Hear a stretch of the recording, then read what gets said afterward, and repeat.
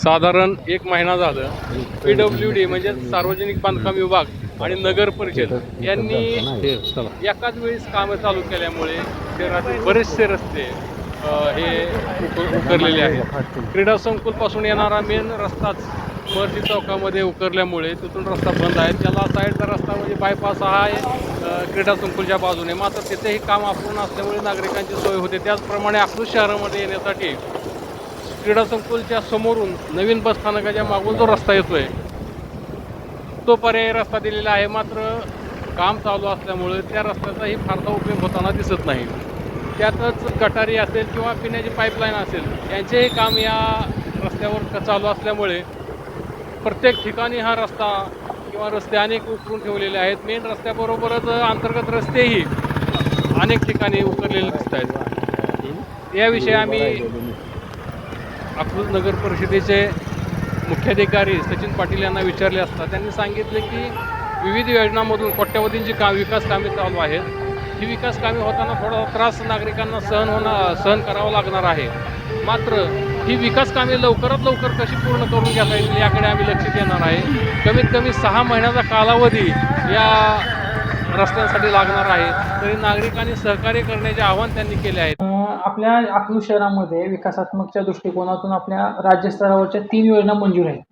ज्या भुयारी गटर योजना, रस्ते विकास योजना आणि पाणी पुरवठा योजना. भुयारी गटर योजना आणि रस्ते विकास योजना ही महाराष्ट्र सुवर्णजयंती नगरोत्थान अभियान राज्यस्तर या अंतर्गत मंजूर आहेत.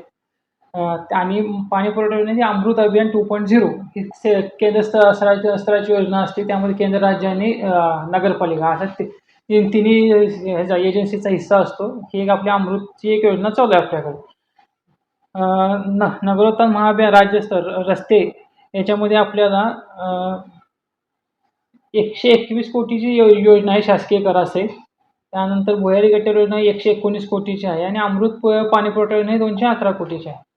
त्यामध्ये काम बऱ्यापैकी आपलं चालू आहे. आणि कसं आहे, आपल्याला जे रस्ते विकास करत असताना आपल्याकडे 2 इतर ज्या योजना चालू आहेत, पाणी पुरवठा आणि भुयारी गटर योजना, ह्या 2 स्कीमचं काम त्या रस्त्याचं पूर्ण झाल्याशिवाय आपल्याला रस्त्याचं काम तिथं करता येत नाही. आणि पाणी पुरवठ्याचं आणि भुयारी गटारचं काम करताना रस्ता खोदले जातात आणि त्यामुळं थोडंसं रस्त्याची दुरावस्था होते. आणि त्यानंतर त्यांची टेस्टिंग आणि पाणी पुरवठा योजनेमध्ये जोपर्यंत त्याची हायड्रॉलिक टेस्टिंग होत नाही त्या रस्त्यामधल्या टाकल्या पाईपचं, तोपर्यंत आपण ते रस्ते करत नाही. उद्या चुकून त्याच्यामध्ये लिकेज राहिलं तर आपल्याला मग पुन्हा एकदा लिकेज शोधण्यासाठी रस्त्या फोडावा लागेल. आणि त्यामुळे आपण जे काम करतो ते काम पुन्हा खराब होऊ नये यासाठी आपण ते टेस्टिंग केल्याशिवाय आपण त्याचं काम परत घेत नाही.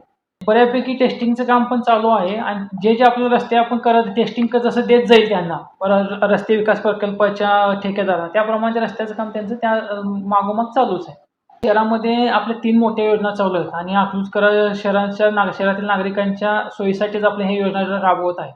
आणि भुयारी गटर योजना आणि आपली पाणी पुरवठा योजना ह्या योजना करत असताना आपल्याला जवळपास भुयारी गटर योजनाचं जवळ 2-2 मीटर आपल्याला पाईप खाली टाकावी लागते आणि पाणी पुरवठ्याची जवळपास 1 मीटर पाईपला खाली टाकावी लागते. त्या करत असताना रस्ता फुटतोय आणि म्हणजे तो रस्ता आपल्याला फोडावाच लागतो, त्याशिवाय आपण पाईपलाईन करू शकत नाही. त्यामुळं रस्ते खराब होतात. आणि खराब रस्ते सुद्धा दुरुस्त करण्यासाठी शासनानं आपल्याला राज्यस्तरावरती नगरोत्थान अभियानात रस्ते विकास योजना मंजूर केली आहे. त्यामुळं जे रस्ते फुटले आहेत ते पूर्ववत आणण्यासाठी आपल्याकडे योजना मंजूर आहे. परंतु थोडं काम करत असताना ह्या बाकी 2 योजनांसोबत सांगड घालून आपण रस्त्याचं काम करावं लागतं. त्रास नागरिकांना होतोय, नक्कीच होतोय. पण तरीसुद्धा आपल्या ह्या योजना राबवत असताना थोडंसं नागरिकांनी सहकार्य करावे एवढीच माझी अपेक्षा आहे. आपण काम जलदगतीने करण्याच्या ठेकेदारांना सूचना दिलेल्या आहेत. आणि पावसाळ्यामध्ये जर म्हणजे अचानक पावसाळी दिवस आहेत अचानक म्हणू शकत नाही आपण, थोडा लांबणीवर गेलेला आहे. पण पावसाच्या मध्ये पाऊस आला किंवा चिखलमय परिस्थिती झाली तर ठेकेदारांना त्या ठिकाणी करण्याची सूचना आम्ही आमच्या स्तरावरती दिलेली आहे. आतापर्यंत शहरामध्ये आम्ही जिथे जिथे रस्ते करत आहे, जिथे अतिक्रमणची समस्या निर्माण झाली त्या ठिकाणी आम्ही नागरिकांना सूचना केल्या, विनंती केली आणि बऱ्यापैकी नागरिकांनी आम्हाला सहकार्य केलं. असा विरोध कुठेही आम्हाला जाणवला नाही. लोकांनी आम्हाला सहकार्य करून त्यांचं जे अतिक्रमण होते काढून घेतलं आणि आम्हाला रस्ते करण्यासाठी जागा उपलब्ध करून दिली. नागरिकांना आव्हान इतकंच आहे की जे आपल्याला कुठली योजना राबवत असताना म्हणजे ठराविक काळ जात असतो. म्हणजे कुठलाही विकास होत असताना रात्रीत कुठला विकास होत नाही. आपल्याला रस्ते फोडावे लागणार आहे, त्यामध्ये पाईप टाकावं लागणार आहे, ते रस्ते मुजवावे लागणार आहे, ते टेस्टिंग करून मग रस्ते करावे लागणार आहे. मग पूर्ववत रस्ते होणारच आहेत आपल्या शहरामध्ये. थोडाफार हा म्हणजे योजना राबवत असताना 1-2 वर्षाचा हा जो पिरियड असतो हा थोडासा त्रासदायक असतो प्रत्येक नागरिकाला. थोडासा त्रास होतो, पण ह्या त्रासातून आपल्याला पुढे चांगल्याच ह्याच्यातून चांगल्याच गोष्टी मिळणार आहेत. रस्ते होणार आहेत, पाणी पुरवठा होणार आहे, भुयारी गटर होणार आहे. त्यामुळं शहराच्या विकासासाठी आणि नागरिकांसाठीच आपण या योजना राबवत आहे. तर नागरिकांनी या योजनेमध्ये आतापर्यंत जे सहकार्य केले, इथून पुढे असं सहकार्य करावं ही विनंती.